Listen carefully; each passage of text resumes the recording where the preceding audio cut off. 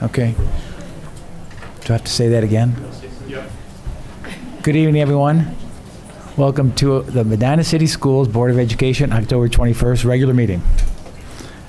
If everyone would please rise and join with me in the Pledge of Allegiance.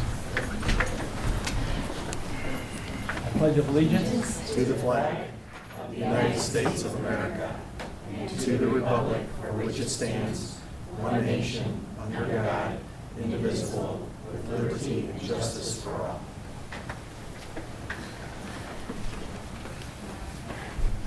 Mr. Chambers?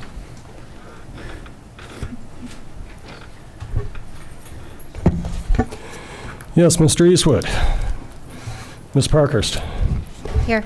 Mr. Skidmore. Here. Ms. Pavlik. Here. Mr. Ross. Here. Thank you. If I could get a motion to approve the minutes from our regular meeting on September 16th, 2019, and from our work session on October 7th, 2019. I make a motion to approve the regular board minutes from September 16th and the work session on October 7th. Thank you. I'll second. Thank you. Any board discussion on the minutes? Thank you. Mr. Chambers? Ms. Parkhurst. Aye. Ms. Pavlik. Aye. Mr. Skidmore. Aye. Mr. Ross. Aye. Thank you. Any additions, removals, or modifications to tonight's agenda? Hearing none? I make a motion to approve the agenda for the consent agenda for this evening. Thank you. I'll second. Thank you.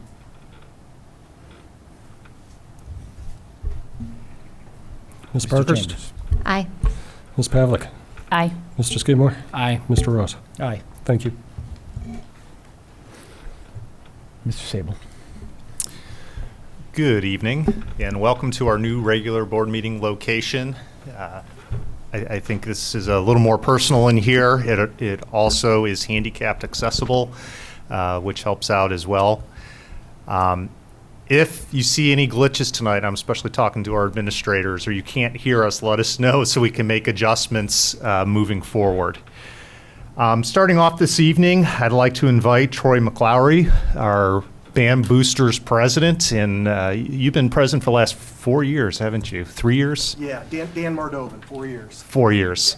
Yep. Dan Mardovan. There we go. All right, can everyone hear me?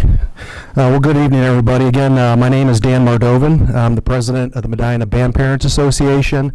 I'd like to thank Dr. Kwalik for inviting me here to speak tonight, and all of you for giving me this opportunity. First, a little bit about myself. This is my 9th year as a band parent volunteer. I've been a beekeeper each of those years. I've also held positions as patron chair and vice president. Again, this is my 4th year as president, and unfortunately, my last year as my youngest son is a senior this year. So a little bit about us. The Medina Band Parents, we are a 100% volunteer organization made up of parents who support the band program. We're also a tax-exempt nonprofit under Section 501c3, the Internal Revenue Code. Our mission is to provide uniforms for the marching band and all of the concert season bands. That includes fittings, handing out, collecting, maintaining, dry cleaning, and replacing the job of our uniform moms. To coordinate getting instruments, equipment, and props to and from games, competitions, and performances, job of our beekeepers. To provide chaperones on buses for away football games, performances, and competitions. And to provide funding for the needs of the high school band program outside of the school budget, the job of our 12 fundraising committees. Of those 12 committees, our main fundraisers, what we call our big three, are Tag Day and the Band Show, which we hold in the first 2 weeks of September, and our annual Jazz Dinner in April. So those are our three main fundraisers. Our support covers the entire school year.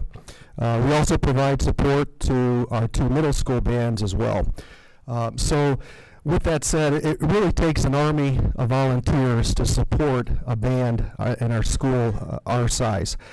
On a typical Saturday competition, for example, we have 75 volunteers helping out that day.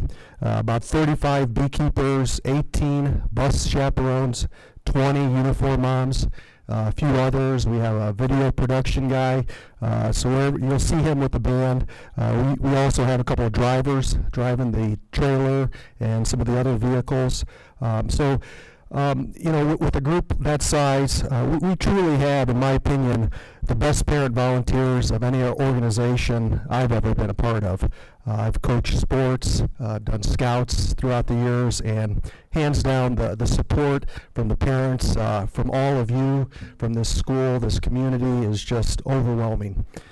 Our finances, we have an annual operating budget of approximately $112,000, which is the amount of money we raise every year. Our uniform fees make up about a quarter of that. Those uniform fees are separate than any school participation fee. The rest of the money is raised through our fundraisers. We have expenses totaling about $98,000 a year. All costs associated with uniforms are covered by the MBPA. The money left over every year, about $10,000 to $15,000, is set aside in a CD for future uniform replacement.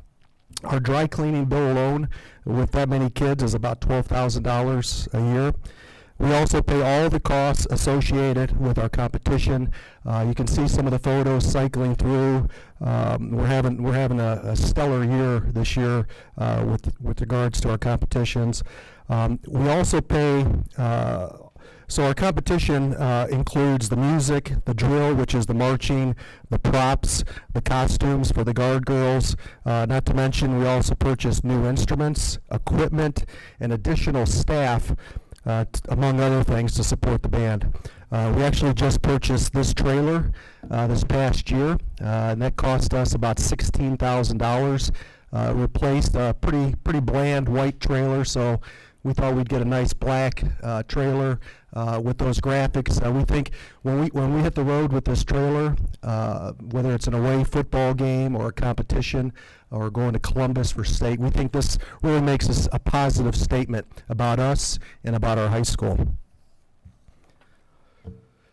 Our goal, I mentioned uniforms, so that's our primary mission, but our goal is to replace all the marching uniforms every 10 years. That's about how long they last. This is the year we're replacing them. Starting next year, the band will have all new uniforms, and we're looking at a cost of about $150,000 to replace them all. A full marching uniform typically costs around $500. A little bit about our bands. So the Medina Musical Bees, as you know, we're a competition band. This year we have approximately 250 students in the marching band. That number grows to 400 students during the concert season, which starts in November, and goes through May. We have 4 concert season bands: freshman band, concert winds, concert band, and our top concert season band, symphony band. We also have 2 jazz bands, jazz ensemble, and our top performing Stardusters. At the middle schools, we have about 275 students at AI Root and about 245 students at Claggett. Our competition show, if you look at the screen, these are the awards we won at Copley this past Saturday. The show itself, it's about a 15-minute performance. It's a choreographed production that includes the elements are music, marching, the costumes of the guard girls, and props. We typically have 4 competitions a year, and based on the scoring, we usually qualify for the OMEA state marching finals in Columbus. I don't know how long we've qualified, but I've been told it's 30-some years, so it's pretty amazing feat. At state, we're not competing against any other bands. The goal at state is to achieve a superior rating, which is a score of 1. Our band has achieved a superior rating, score of 1, for the past 18 consecutive years. Which is an absolutely amazing and very difficult accomplishment. So, if this isn't enough go visit our band room, and you can see all the trophies and all the plaques and all the awards. It's a testament to the success of the band and the hard work of everybody that participates in it. For the students, band starts in July with band camp. That lasts 2 weeks and ends with a picnic that we host for the students. We have DJs, a volleyball tournament, lots of food for that picnic. That's followed with 10 football games, 5 home, 5 away, and 4 band competitions. After the state marching finals, the band stops at Easton Town Center for a few hours just to hang out, have dinner before they head home to Medina. Every 3 years, the band travels to Orlando, Florida, and spends 5 days at Disney World and Universal. They march down Main Street at Magic Kingdom on one day, and our Stardusters Jazz Band performs on another day. They basically do a park a day, and a lot of our students say this trip is the highlight of all their time and years in the marching band. Our directors, there's a slogan I saw popped up a few years ago, every student, every day. That really epitomizes our band directors. Our head director, Jason Locker, and our assistant directors, Margaret Blasco and Megan Snide. When you travel the state and the country, you hear and see about so many band programs that are really struggling or on the decline, and where ours is really thriving under their leadership. I've got to know them and see them work behind the scenes, and I can tell you they're really passionate about the students and about our program. So that's really all I have to say. I did have some photos here. This photo here, I believe this was Perkins Northeast competition. That was up in Sandusky. If you can, there's some of our students. It's my son to the left at an away football game. That was our band show. This year we hosted 10 high schools at our band show. We had 12 participating bands, which may be a record. We had bands from Wadsworth, Highland, so it's nice to have some local bands show up. We had Massillon Tigers show up with their mascot, which was pretty interesting to watch, pretty entertaining. At the end of that band show, we had all students, we had 1,300 band students come down to the field. This tradition started last year to commemorate Gary Ciola's passing. So it was pretty special to see 1,300 band kids performing the same song at the same time on our field. So it was a pretty special moment. Again, we purchased this trailer here. It's sitting outside in the school lot. This is a pretty funny photo here. So this really best describes our parent volunteers. Our head director, Jason Locker, he really likes props. So when I found out he purchased a 1954 Plymouth Fury, I asked him, "Are you serious?" He's like, "Yeah." So he purchased this car from some guard group in Columbus. So we drove down to Columbus, we picked it up. Obviously it's been gutted, there's no engine or transmission or anything of weight in it, so we thought. So we brought it back to Medina, and we found out that the school field, the turf, has a warranty rating of 900 pounds. So we're like, well, we don't think this weighs 900 pounds.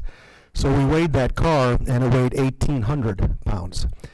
So I don't know if you could see if you have the photo of the full car. Right there it is. So it's a beautiful car, and so we're like, well, what are we going to do? Jason, do you have a plan B? He says, no, I don't have a plan B. So we had to stick with the car. So our beekeeper, our head beekeeper, Ian Jones, we showed up one Saturday with some grinders, and the first thing to go, we made that car a convertible. So we're like, feels pretty light. We think we need to chop off some more of the car. So we cut it in half. So we removed the whole backside, the nice white fins, the white walls. So if anybody's interested, it'd make a great addition to your man cave, or if you own a restaurant or something, we'd love to sell it to you. So anyway, but I mean, it sounds easy, but that really took days and days of work. And every year we go through the same routine. And our beekeepers, and there's Ian there, you know, it was all said and done. He's having a little comical moment there. But it just epitomizes our parent volunteers. The beekeepers, I have a special affection for them. I've been doing it for so long. Really, that's all I have to say. In closing, I'd like to say, as you can see, there's the car on the field. You can see the guard girls with those yellow dresses. They really look beautiful, and they just pop as part of our show. This year's show is titled A Night in Havana, and we've just wrapped up our 4th competition, and our band has won 3 of those competitions. We compete in Class AA, which is the highest, most difficult class. It goes from C up to AA. This past Saturday at Copley, we won, took first place in AA, won Best Music, Best Percussion, Best General Effect, and Grand Champion. So after the bands perform, they go off to their sections in the stadium, and the announcer runs through the awards, and when you hear first place, Medina, Grand Champion, Medina, it's a pretty special moment. I know the kids, that's what they work for, and the parents are right there, caught up in all of that, and so we've had 3 first place finishes this year, so it's and it's that 1 second place. So we're off to States here in a couple of weeks. So if anybody would like to join us down in Columbus, you're more than welcome. It's a pretty special performance. So that's my presentation. So if you have any questions. First off, I want to apologize for getting your name wrong, Dan. That's all right. Troy, our athletic booster president, who was just in here a month or 2 ago presenting. No problem. I'm glad you brought the car story up, because if you didn't, I was going to. You may not have known, but I was getting updates in the background on the car. John Burkhart came to me one day and said, Jason wants to put a car on the new turf field.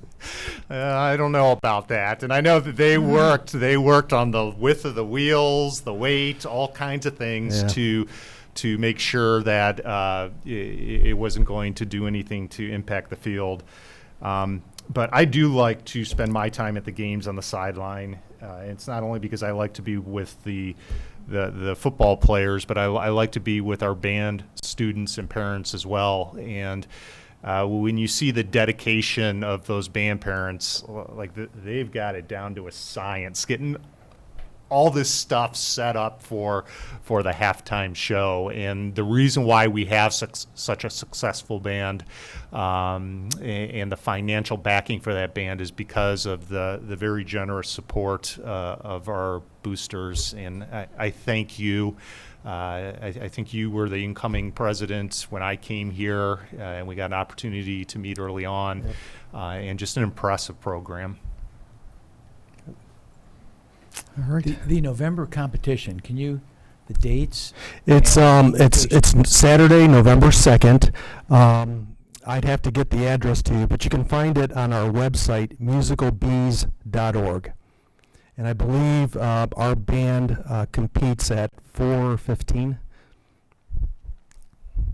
Dan, just a special thank you to you and Ian and the rest of the beekeepers that work so hard to create such a neat atmosphere for the kids to be able to perform and to have all the support that all you parents give. It's amazing. Every year people step up to the plate and do that, and you've done it for 8 years, you've said? 9th year. 9 years. So thank you, and you're a Medina alumni. Yep. So you continue the tradition to support. So thank you, Dan. You're very welcome. Well, I'd say something, but I'll probably get choked up. I just want to say thank you. What a tremendous opportunity for kids. Memories. Good stuff. Really good stuff. Thanks. And those beekeepers. Amazing. Just amazing. So kudos to the organization and all you do. Thank you. Thank you. Thank you. All right.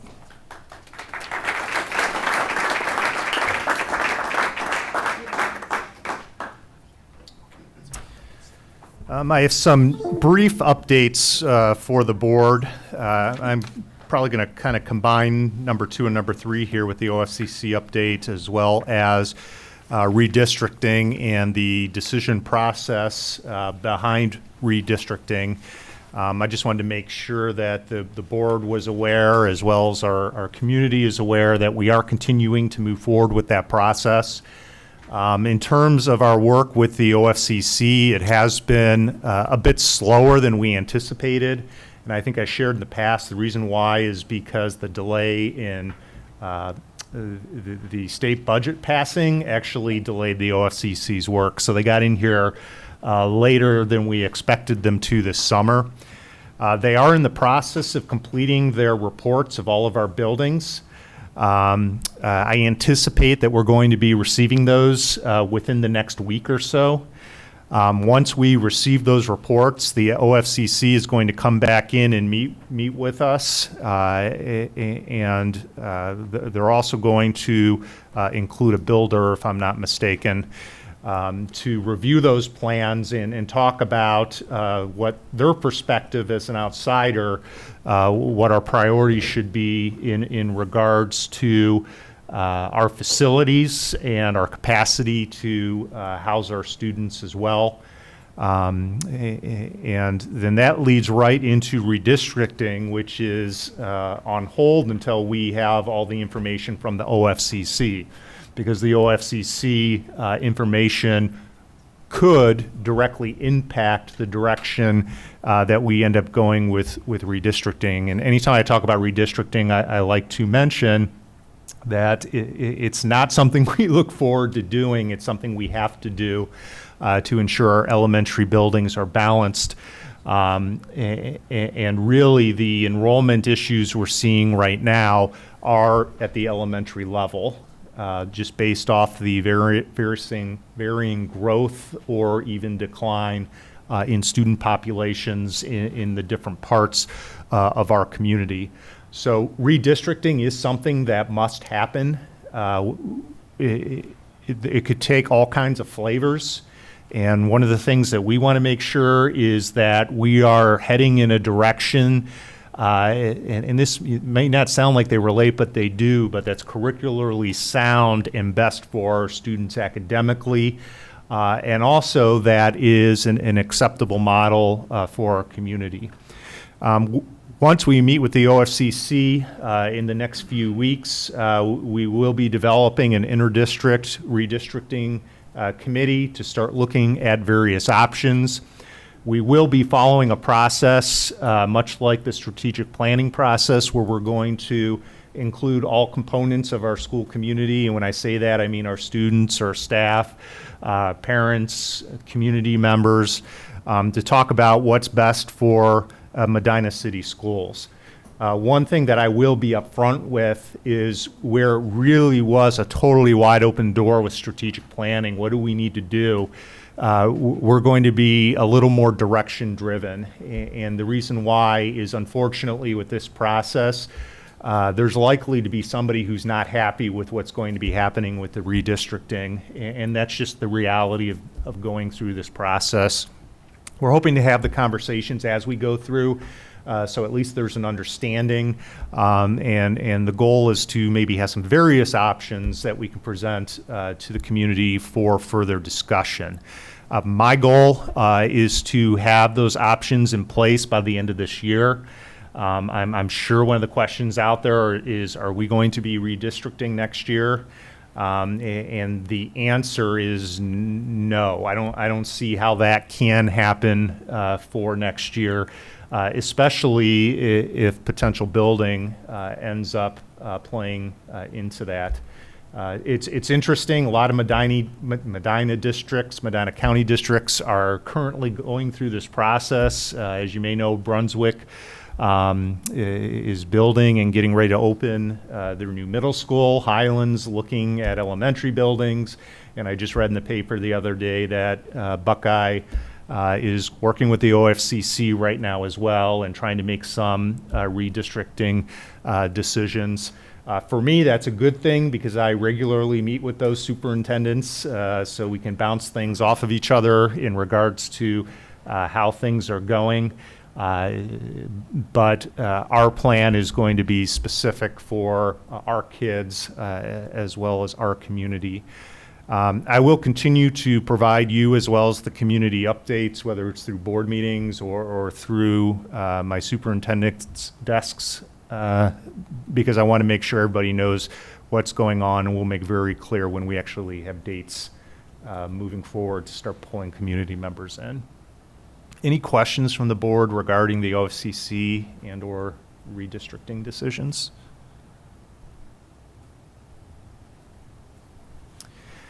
The next piece that I wanted to share is the work we've been doing with our Focus 3 leadership training. And this is an expenditure that the board approved, I think it was over the summer. We saw a real, let me take a step back. Part of my philosophy as a school leader has been to ensure that people are put into leadership roles at all levels across our organization. And some of the ways you've seen us trying to implement that is through the development of the curriculum development coordinators. Early on, I saw a real need to have more teachers in leadership roles and give them more opportunities to be leaders in the district. I appreciate MCTAs as well as the board support in making that happen. I think, especially in working with curriculum, it's really been impactful on what we've been doing in the classroom. One of the things that we want to do as we're giving people more leadership opportunities is we want to make sure that we are providing them with the skills to be effective leaders at their various levels in the district. And that's where the Focus 3 came in. And I want to thank Jeff at the high school. I know it's something he's worked on, as well as Tina and the rest of our curricular department. They've really played the lead with the Focus 3 training over the course of the last couple years. The Focus 3, and the reason why that's the direction we chose to go is for one, it fits within the leadership philosophy that we currently have in our district. And for two, it fits in line with a lot of the other philosophies in terms of how we instruct our students, inquiry-based teaching. So it's really a cohesive piece to this puzzle that we're in the process of putting together for our future. And I just tonight wanted to share a couple of the key concepts. And I think it's nice for the community to hear this as well, because originally when we were implementing this training, it really was for our administrative team as well as teacher leaders. But what has been happening, it has been bleeding out across the district. And I think especially if you have a high school child, you've really seen that. They have high school staff shirts that has E+R=O on the back. And I can tell you that in working with our associate principals, staying above the line, which is another saying, as well as E+R=O, which I'll tell you in one moment here what that is, our regular conversation points with our students. And really is become entwined at the high school specifically with our PBIS, positive behavior incentive system philosophy. E+R=O, what that means is event plus response equals the outcome. So when you talk about an event, that's something that typically we can't control. Stuff happens. The outcome, though, can be controlled through our response. And when I say our, it could be a student's response, it could be a principal's response, it could be my response to that event. So we need to be careful and strategic on how we're choosing to respond to events in order to have the positive outcomes that we want. And for instance, when I said our associate principals are using that, that's one of the conversations they're having with students if they're coming to their office is, well, this happened and look how you responded and look at the outcome. What outcome would you have preferred to have and how would you have responded differently? So it's really bringing a teaching piece to that process and working with our students. We're all going to make bad mistakes, but how are we going to respond? The second piece is staying above the line, and that fits right into the response as well. And this is something that Urban Meyer, former head coach of Ohio State, preaches, is we don't want to go below the line. We want to stay above the line, meaning positive, moving forward, decisions that are best for the group, for the team, for the district, in order to have the right outcomes. So you might hear a teacher, an administrator, or even a student, I've heard the students doing this with each other, question, is this above the line behavior right now? Is this behavior going to get us the kind of outcomes that we want? We are in the early stages. We did have a professional development day last year where we had them come in and work with our teacher leaders and our administrators. We actually have another training coming up, I believe, next Friday is specifically for our administrators. I'd ask the board if any of you are interested in checking that out. I think it would be great to have you there.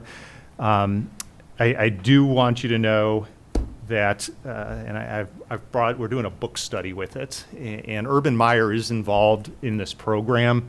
But Focus 3, it's kind of a collaboration that was generated between this leadership program, and it really initially wasn't intended for schools. I can tell you, though, that these kind of programs, which I think you see a lot in business, are really lacking in schools. Because of the Ohio State and the academic connection with it all, this is something that has really been successful within public schools in terms of helping to hone leadership across school districts. And I just had a superintendent reach out to me from the Columbus area.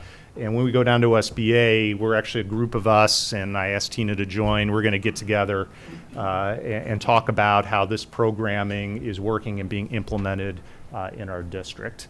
And I did bring one of these books for each of you. I thought it was important that you know what we're preaching in terms of leadership in our district.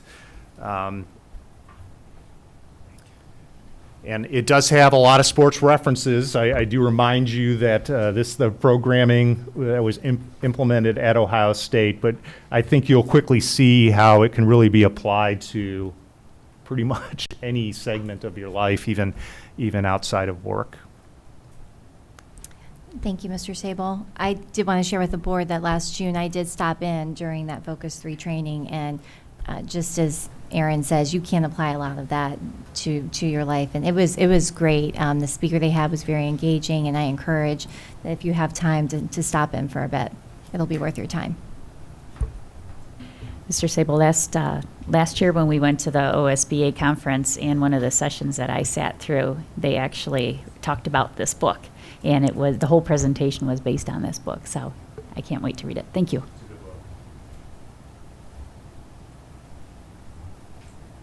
And the last discussion item I have is in regards to our November work session start time. I want to see if the board would be available to start our November work session at as early as 4:30 or even 5 o'clock. And the reason why I'm asking that, the meeting itself would still be at the regular time of 6 o'clock. But if possible, I'd like to hold an executive session at the very beginning of the meeting. And we want to discuss school safety with you, and we'd like to invite some of our area safety officers and officials who are also members of our school safety committee, and to try and accommodate their schedules a little bit as well, because many of them work very early morning shifts, so getting late can be difficult for them. I will send out more information unless you're ready to make a decision tonight, so that you can provide us with feedback. But I wanted to make sure that discussion was had and that the community was aware that there is the potential we'll start early. There won't be any business, though. It's to immediately go into executive session. Do you want more time to think about it, or 4:30? 4:30 it is? Great. Then we'll plan on meeting at 4:30 and immediately going into executive session. And like I said, we will have some guests there. And because it's school safety, it is executive session topic. Let me clarify, Monday, November 4th. Correct. Okay.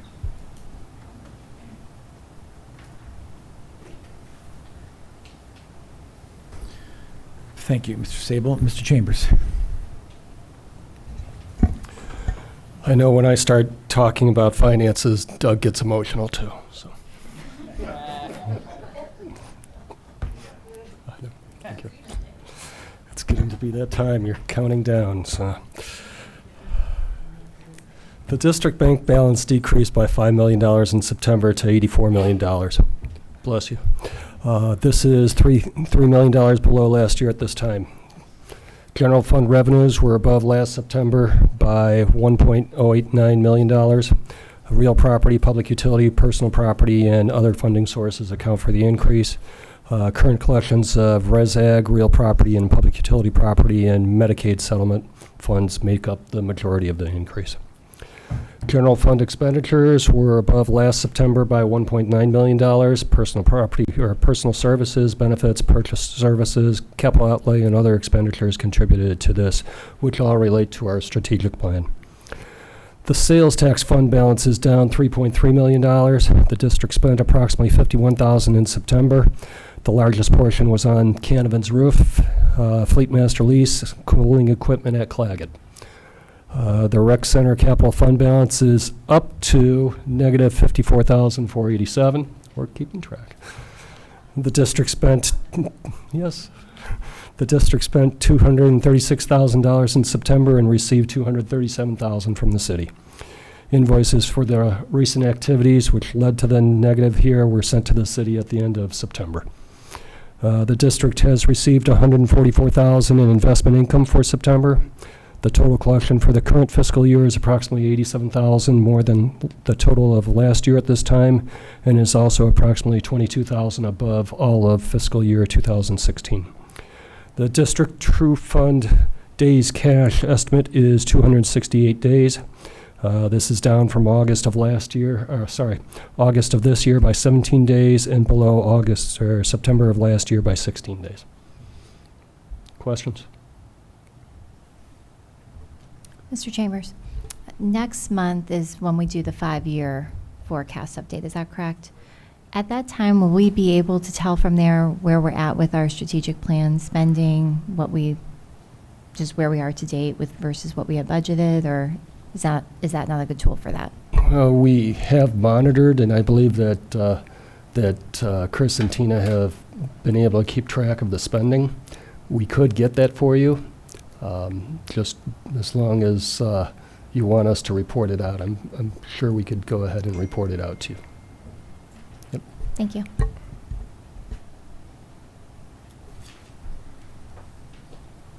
Anything else? Any board communications this evening? I just want to thank the work of Jared and Ryan and all the work of the administration on this transition to this room.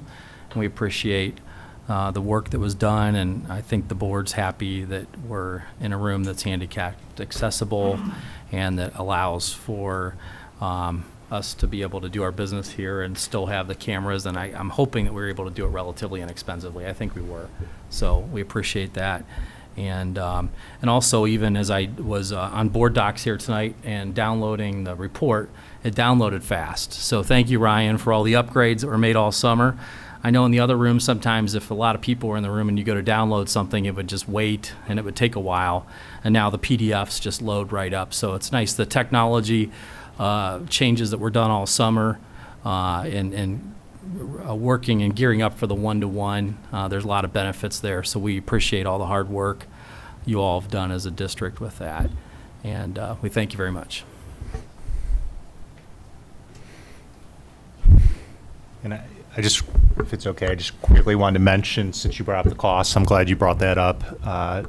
we were actually in a situation where the equipment in the previous room is beyond its life expectancy, and our initial plan when we were moving down here was to move that equipment.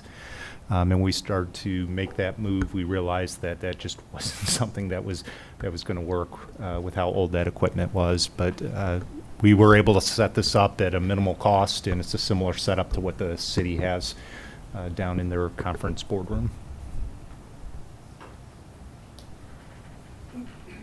I just want to report that the Finance Committee met on Wednesday, October 16th. We had Assistant Superintendent Chris Kwolek present to the committee on our special education funding. These are the accounts that are referenced or referred to as the title funds. She also talked about the amounts we are reimbursed by the state and, of course, that big discrepancy. Because so many of the services we provide are required due to federal mandates. However, they are not funded. So it was quite eye-opening for the members of the committee. Policy Committee met earlier this month for first reading of policies. We will meet in November for our second reading and should have those policies then recommended to the board for a first reading at a regular November meeting.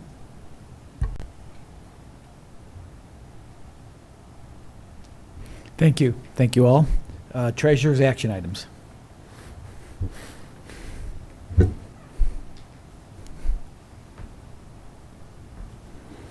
Mr. Chambers.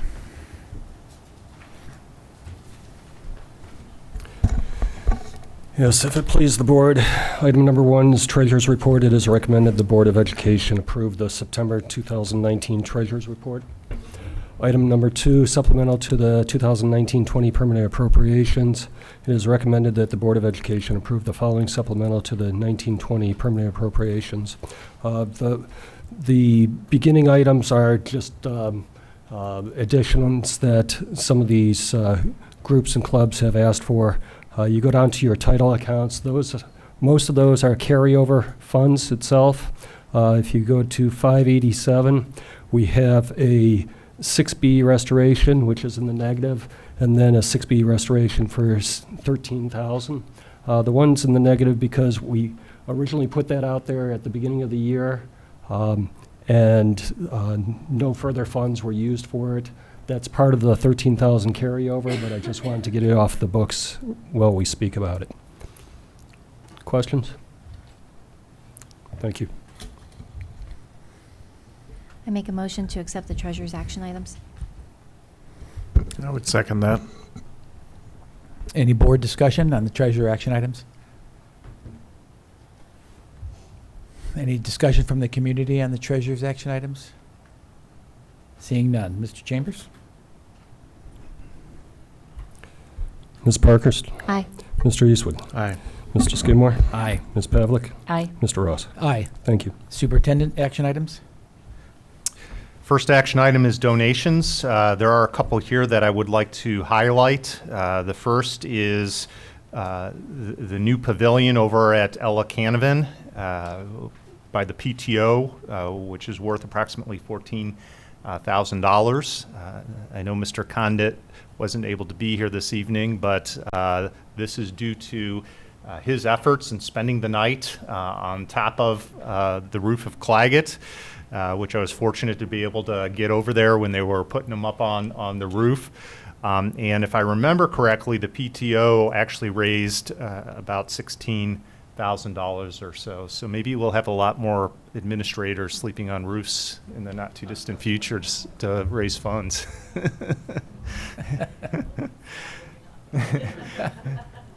The second donation that I wanted to point out is in the memory of Marcia Barlow, and she was an educational aide over at Claggett that unexpectedly passed away this past summer, and her family wants to continue to support the students at Claggett, and they are donating a scholarship to assist students in going to the Washington, D.C. trip. So I thought that was something that was pretty special. Field trips. It is recommended that the Board of Education approve the following overnight field trip in compliance with Policy 2340 for the 2021 school year. This is a trip overseas. The occurrence of this trip is dependent upon student enrollment or signing up for the trip. That's why it's dated out so far. If board approval is received, then they'll begin the process of notifying the students and the families and gauging the type of interest that there is. As I always say, these overseas trips are not at the expense of the district. These are paid for either through club funds or through the individual families. Really an outstanding opportunity for our students when you're talking about inquiry-based learning to be able to have these opportunities. Parent transportation. It is recommended that the Board of Education approve the parental transportation contract, which allows parents to provide transportation for their child to Windfall School between September 6, 2019 and September 27, 2019, payment in lieu of transportation.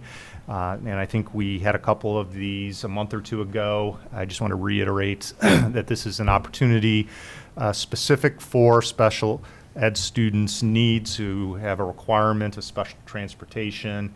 And quite honestly, oftentimes when the parents request to transport their own children, it often saves us money for them to do that. Service agreements. It is recommended that the Board of Education approve the following service agreements for the 1920 school year. Both of these are funded through clubs. Encore, it's to help them develop their dance routines, and I was never a singer-dancer, so I don't know what all goes into it, but I can tell you I've seen them play. Oh, you don't believe me? I can tell you I've seen them perform enough to know. I don't know how you coordinate all that our students do within the Encore, so some assistance through their fundraising to help make that happen. And then the last item for tonight is personnel. It is recommended to the Board of Education that the following personnel items be approved pending completion of all background checks and other documentation to our Human Resource Office. The first one I want to point out here is Stephanie Jessup, American Sign Language teacher. I just wanted you to know that she's chosen to take a leave. She's recently had a baby. She was on a leave at the beginning of the school year, and we have already had a long-term sub in place. So that's not somebody leaving once the year has started. The second, Deborah Reed, is going to be retiring from the Evolve Academy. And I just want to say a few words about Deb. Deb was Evolve special education teacher. She was retiring with 21 years of teaching experience with the Medina City Schools. Deb Reed taught students with special needs at 4 different buildings over the course of her career. She began at Canavan, followed by the Juvenile Detention Center, and spent many years at Claggett Middle School as well. Deb completed her teaching career at Evolve Academy. She is also a Medina graduate and will continue to live here in the district. We more than appreciate her many years of service and wish her the best in retirement. Thank you. I will make a motion to approve the superintendent's action items. I'll second. Any board discussion? I noticed on the personnel, well, actually, to back up a little bit, I noticed several weeks ago on our website that Mrs. Busby put out a request if there was any, that we needed substitute teachers. And it just looks like from looking at the personnel agenda that may have worked, because it looked like there were a lot of subs that were approving, certificated subs, and I think that's a good thing. So, thank you. Anybody else? Any discussion from the community on the superintendent's action items? Mr. Chambers.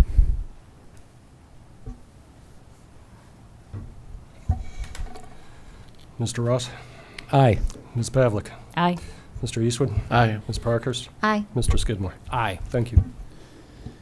Community members wishing to address the board are asked to abide by the following guidelines. Attendees shall register their intention to participate in the public portion of the meeting upon their arrival at the meeting. After those that have registered have spoken, if time allows, the board president will ask for public participation from all other attendees. Please state your name, your address, and your affiliation. Please keep your comments to a maximum of 3 minutes.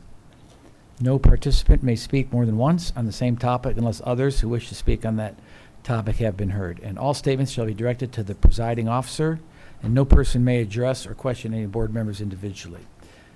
With that said, is there any member of the community that wishes to address the board this evening? Yes, sir.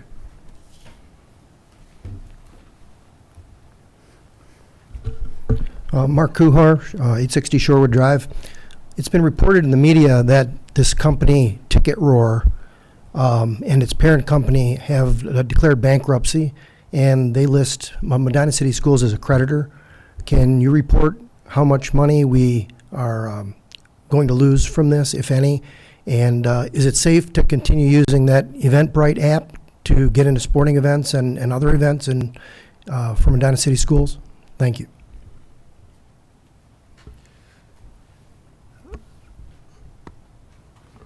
We have used Ticket Roar for a number of years. Ticket Roar and Eventbrite are actually, they were two separate companies that collaborated. Ticket Roar is really where the concern is coming from in terms of the finances. The answer is yes, we are impacted by that. We as a school district have utilized the Ticket Roar with our athletic programming as well as our performing arts center to allow the ability to have electronic and online ticket purchasing.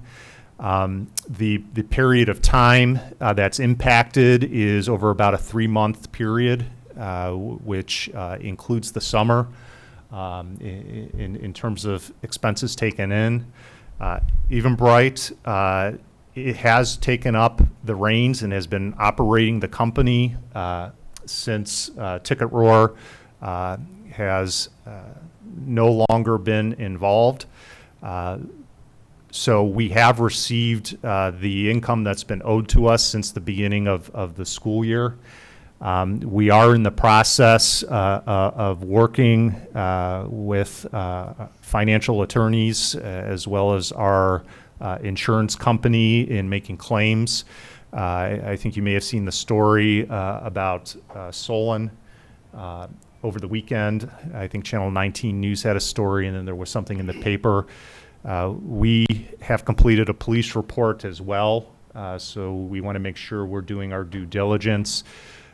In terms of the dollar amounts, it looks like as a school district, between athletics and the PAC, we're right around $28,000-$29,000 that they owe us. And then our booster organization, because they utilize Ticket Roar for their booster membership, are also impacted as well. Boosters, we have reached out to boosters, they've reached out to us, and they're going to work with us and collaborate as we work through this process. Right now, what we're trying to do is get our funds back. What happened is Ticket Roar, it appears like they're undergoing bankruptcy, and typically when a company goes through bankruptcy, they stop paying their bills, but it's once they declare bankruptcy. And what Ticket Roar has done is the opposite. They stopped paying their bills, and now they've begun the process of the bankruptcy proceedings. Those are the facts of what's going on. I can't share more because we're in the process of working with our legal advisors in terms of moving forward and trying to get our money back. But yes, it's very concerning if they end up going into bankruptcy. And I thought I heard there's like 400, 500 school districts across the country that are impacted by this, and the ticket company is currently owes people districts, entities, approximately $40 to $50 million. Mr. Sable, regarding the Eventbrite, though, that is still okay. We're still using that, and it's okay for our community members to use that. We actually, I'm trying to discern what I could say publicly and not. Yes, it is safe for our community to use Eventbrite. We have one more activity this fall, which they will be utilized at, and we'll have more coming. But I do want to be clear that they have been paying. We haven't had a problem since it's just been Eventbrite. Still going to do our due diligence, though.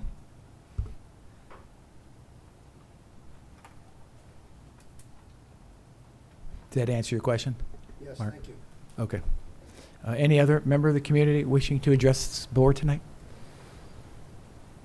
Seeing none, I would like to make a motion to go into executive session to consider the appointment, employment, dismissal, discipline, compensation of a public employer official, and discussion with the board's legal counsel of disputes involving the board that are the subject of pending or imminent court action.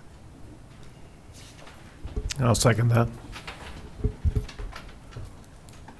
Mr. Chambers. Yes. Mr. Ross. Aye. Mr. Eastwood. Aye. Ms. Parkhurst. Aye. Mr. Skidmore. Aye. Ms. Pavlik. Aye. Thank you. No action will be taken upon completion of executive session. Thank you, everyone, for attending.